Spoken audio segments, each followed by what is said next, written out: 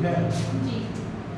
अब हम ये पढ़ेंगे क्या 368 आर्टिकल 368 368 के तहत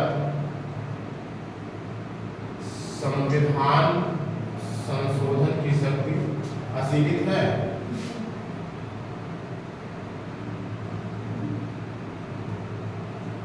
की शक्ति असीमित है, ठीक, या अनुच्छेद 13 से प्रभावित है। ठीक है। जी। अनुच्छेद 13 में क्या है? वो ऐसे विधि, उस विधि तक आर्टिकल 13 विधियां उस मात्रा तक शून्य होंगी जहां तक वो मूलाधिकार से असंगत है।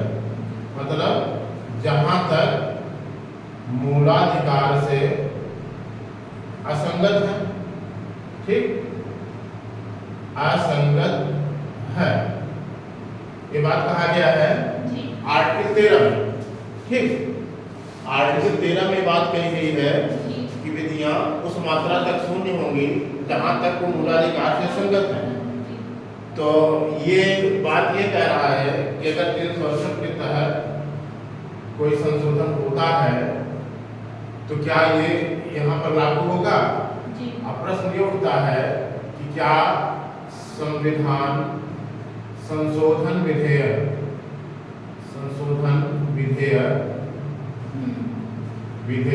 के आर्टिकल 13 के अर्थों में या आर्टिकल 13 के तहत एक विधि है, एक विधि है। सीधी बात समझने की कोशिश करिएगा। अगर ये विधि है आर्टिकल 13 के अर्थ में, क्योंकि आर्टिकल 13 ये कहता है कि विधियां उस मात्रा तक शून्य होंगी जहां तक मूलाधिकार से असंगत है। तो अगर ये विधि 368 संविधान संशोधन विधेयक की विधि है इस मामले, इस अर्थ के तहत, इसके तहत, तो ये स्वयं शून्य हो जाएगा, शून्य हो जाएगा, है ना? और मूलाधिकार में संशोधन नहीं कर पाएगा, नहीं कर पाएगा, सीधी सी बात है।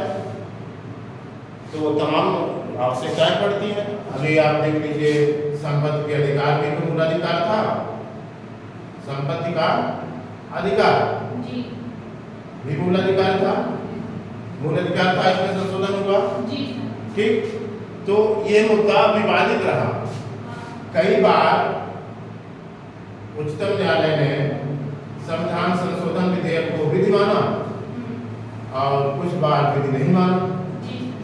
स्वयं ही उच्चतम न्यायालय में 2 तरह के निर्णय आए, विधि के पक्ष में कि संविधान संशोधन विधेयक विधि है, या विपक्ष में कि विधि नहीं है।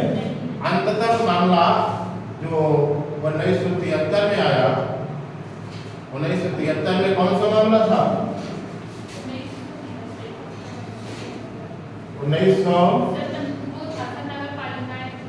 नहीं, वो 73वां संशोधन में नहीं करा। 1973 में उच्चतम न्यायालय का एक निर्णय बहुत महत्वपूर्ण है, ठीक है। 1973 का केशवानंद भारती बनाम केरल राज्य, उसमें का क्या नाम था? केशवानंद भारती बनाम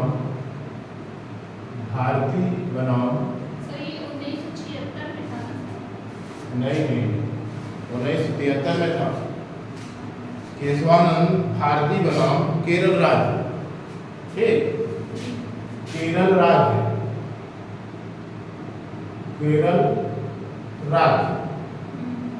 हुआ क्या कि ये संशोधन का विवाद होता रहा कि कभी संशोधन मूलाधिकार में सरकार ने कर दिया, तो कभी सुप्रीम कोर्ट ने अवैध घोषित कर दिया। अब सरकार मतलब संसद में, ठीक, तो यहाँ पर मेरा सरकार से तात्पर्य संसद से, ठीक है। तो वहाँ पर प्रश्न यही बार बार उठा कि 13 आर्टिकल 13 के तहत अगर ये संविधान संशोधन विधेयक क्या है? संविधान संशोधन विधेयक अगर विधि है तो संशोधन नहीं होगा मूल अधिकारों में। अगर विधि नहीं है तो संशोधन हो जाएगा। ठीक है, विधि नहीं है तो संशोधन हो जाएगा। ठीक है, तो ये विवाद इसी मामले में केशवानंद भारती बनाम केरल राज्य के वाद में 1973 में 24वां संविधान संशोधन के संदर्भ में आया। कौन सा संशोधन था? 24वां संविधान संशोधन के संदर्भ में आया। संदर्भ में आया। ठीक है, तो इसमें उच्चतम न्यायालय ने इस संशोधन को वैध मान लिया। ठीक, क्या किया? उच्चतम न्यायालय ने 24वां संविधान संशोधन अधिनियम को वैध मान लिया। इसका मतलब क्या हुआ? इसका मतलब ये हुआ कि संसद अनुच्छेद 368 के तहत मूल अधिकारों में संशोधन कर सकती है। अनुच्छेद 13 में प्रयुक्त विधि शब्द में अनुच्छेद 368 के तहत होने वाला संशोधन अधिनियम शामिल नहीं है। मतलब कि ये जो संशोधन अधिनियम लाया जाता है, संशोधन अधिनियम किसके तहत? 368 के तहत लाया जाता है, वो 13 के तहत विधि नहीं है। विधि नहीं है। इसका मतलब यही तो होगा, अगर ये विधि होता तो ये संशोधन कहाँ कर पाता? तब तो खुद उस मात्रा तक शून्य हो जाता है जहां तक वो मूलाधिकारों से असंगत है। ठीक है, तो यहाँ पर यह स्वीकार कर लिया गया है कि ये विधि 13 के तहत ये संशोधन अधिनियम 368 वाला विधि नहीं है, अर्थात मूलाधिकार में भी संशोधन किया जा सकता है।